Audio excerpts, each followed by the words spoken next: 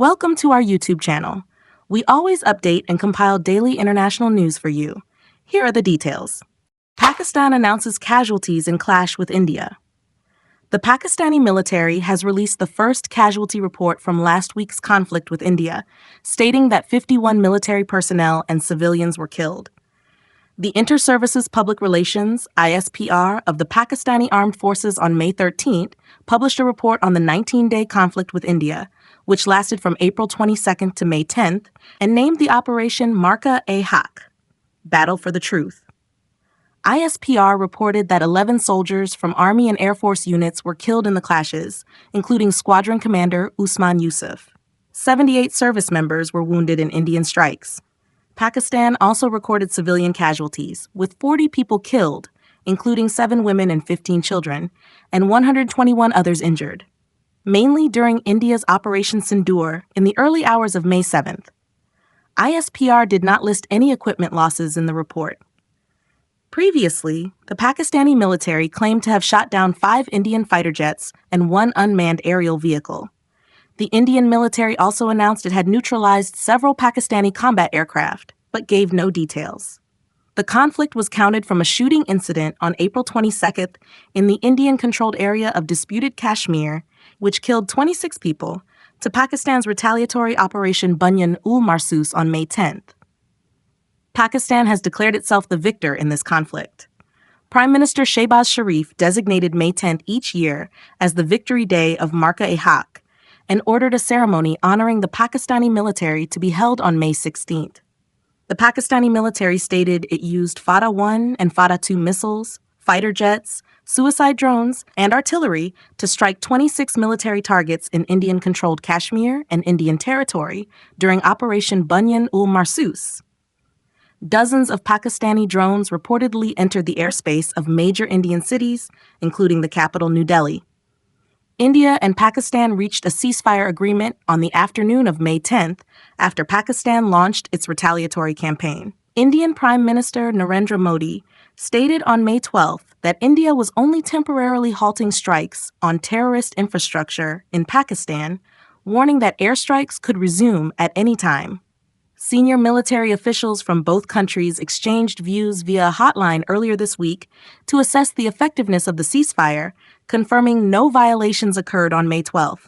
Both sides pledged no shooting, no offensive actions, and agreed to consider reducing troop numbers in border areas. Germany cracks down on far-right militia group of 6,000 people. German police launched a raid against the far-right group Kingdom of Germany after the Interior Ministry accused them of threatening the Constitution and opposing the state. On May 13th, the German Interior Ministry announced a ban on the activities of the far-right organization Kingdom of Germany, a group with around 6,000 members considered the largest and most active faction within the far-right Reichsbürger, Reich Citizens movement. The Interior Ministry affirmed that this organization operates in violation of criminal law against the constitutional order, and that the German government will never tolerate a political group that claims to place itself above the law and openly incites against the liberal, democratic order. Interior Minister Alexander Dobrindt described the Kingdom of Germany as a far-right militia group that has become an anti-state organization within Germany, undermining the legal system and challenging the state's monopoly on the use of force. This group operates based on anti-Semitic conspiracy theories to legitimize their own claims to power, Minister Dobrindt said.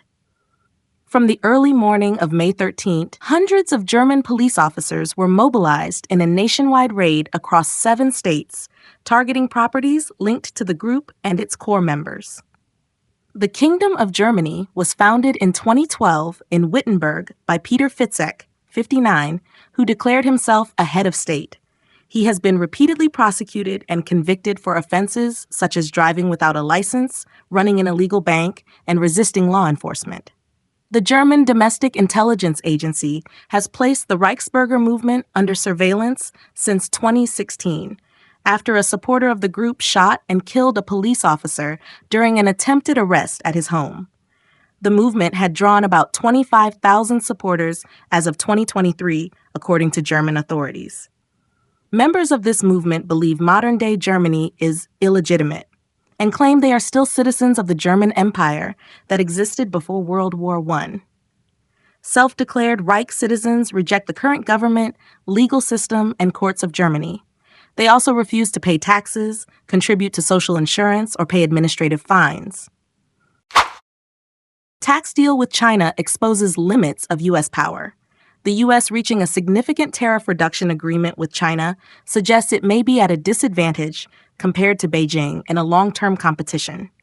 The executive order signed by President Donald Trump in early April, imposing a 145% tariff on imports from China, initially demonstrated the strength and global impact of U.S. trade policy, triggering major worldwide disruptions. The tariff barriers erected by the U.S. largely froze trade between the world's two largest economies. They forced American companies to restructure their global operations, importing less from China and more from countries with lower tariffs. The tariffs caused numerous Chinese factories to shut down and pushed some U.S. importers to the brink of bankruptcy. But just weeks later, the consequences proved too painful for American businesses, prompting Trump to reconsider maintaining the tariffs. After initially tough rhetoric, Trump administration officials recently assessed that the president's chosen tariff levels against one of the U.S.'s largest trading partners were unsustainable and began seeking ways to reduce them. Trade talks between the two largest economies concluded last weekend in Geneva with a deal to significantly reduce tariffs on each other's goods, exceeding analysts' expectations. Chinese imports to the U.S. will now face a minimum tariff of just 30%, down from 145%. Meanwhile, China reduced tariffs on American goods to 10% from 125%.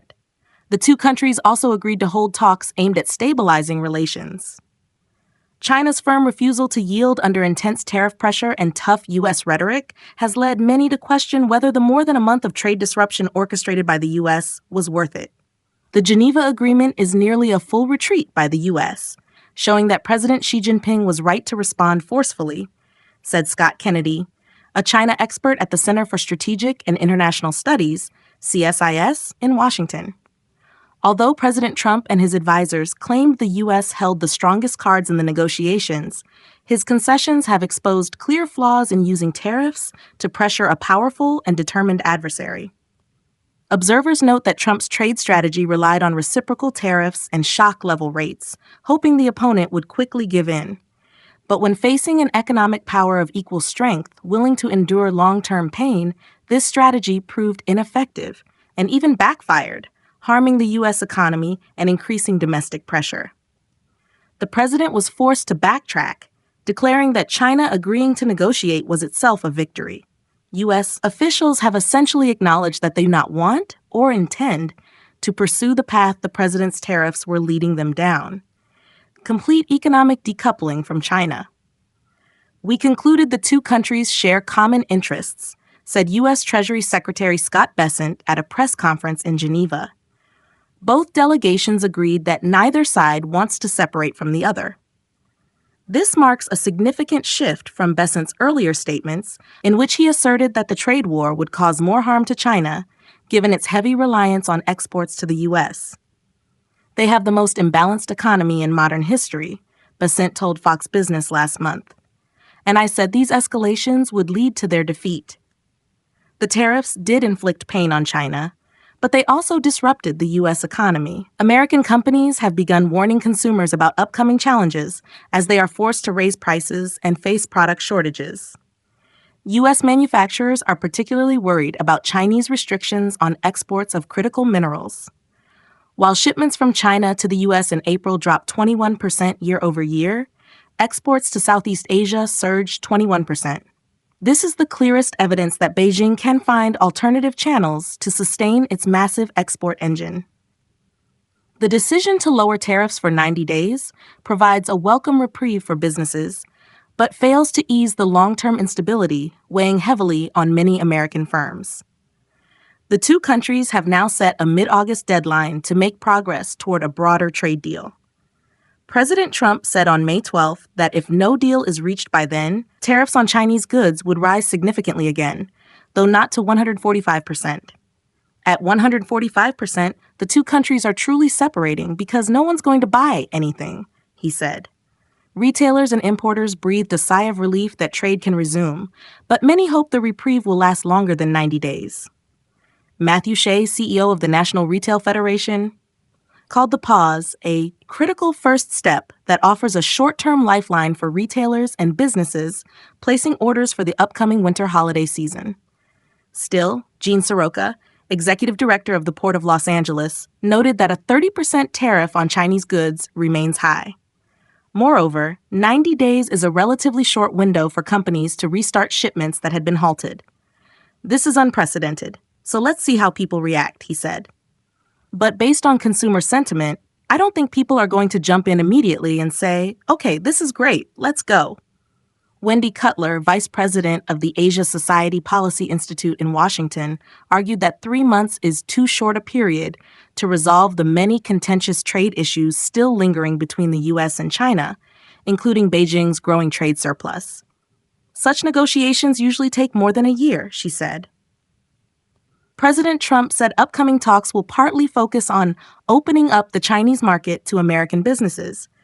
U.S. officials said both sides had agreed to regular negotiations with Beijing and suggested some talks may focus on boosting Chinese purchases of U.S. goods to help balance trade. It's unclear what could differentiate these efforts from past negotiations. Officials have criticized the technical-level dialogues of previous administrations as essentially a waste of time.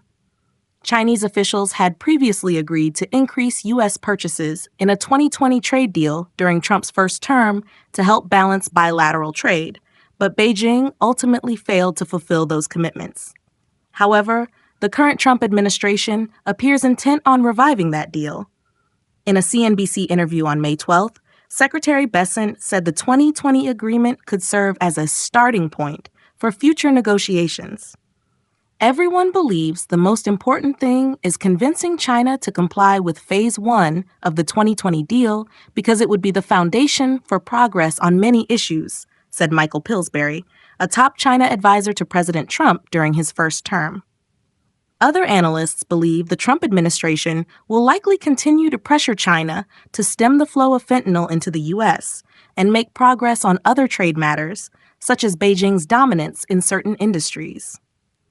The two governments have given themselves an opening to achieve something on fentanyl and purchases, said Myron Brilliant, a senior advisor at DGA Albright Stonebridge Group, a firm that advises clients on China. But what else China will agree to remains a big question, given the U.S.'s long-standing concerns about its trade policies. Ukraine urges Putin to attend talks in Turkey. Ukrainian officials are pressing President Putin to participate in negotiations in Turkey to demonstrate a willingness to end the ongoing conflict. If Vladimir Putin refuses to come to Turkey, it will show that Russia is not ready to end the conflict and is not prepared for any negotiations, Andriy Yermak, chief of staff to Ukrainian President Volodymyr Zelensky, said on May 13. On the same day, Kremlin spokesman Dmitry Peskov declined to reveal who Russia would send to the talks scheduled to take place in Istanbul, Turkey, on May 15th. We are continuing preparations for the negotiations. That is all I can say at this time, Peskov stated. When asked whether he could name the members of the Russian delegation, Peskov replied no, but confirmed that the information would be announced as soon as President Putin deems it necessary. On May 10th, President Putin proposed direct talks between Russia and Ukraine in Istanbul, Turkey, to resume a process interrupted since 2022.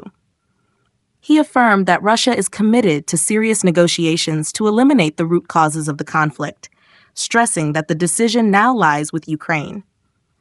President Zelensky subsequently confirmed that Ukraine is willing to engage in direct dialogue with Russia, but believes a 30-day ceasefire must be initiated.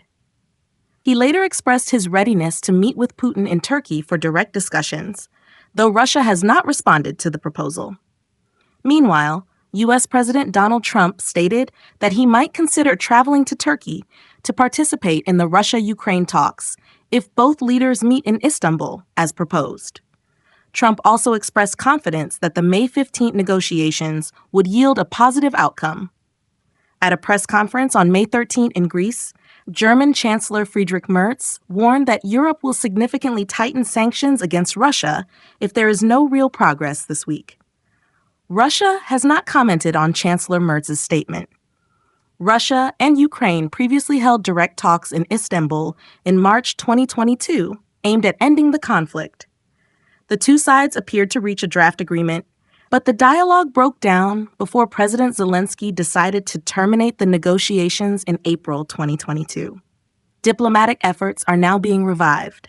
Foreign Minister Sergei Lavrov has spoken by phone with Turkish Foreign Minister Hakan Fidan regarding the proposal for direct Russia-Ukraine talks.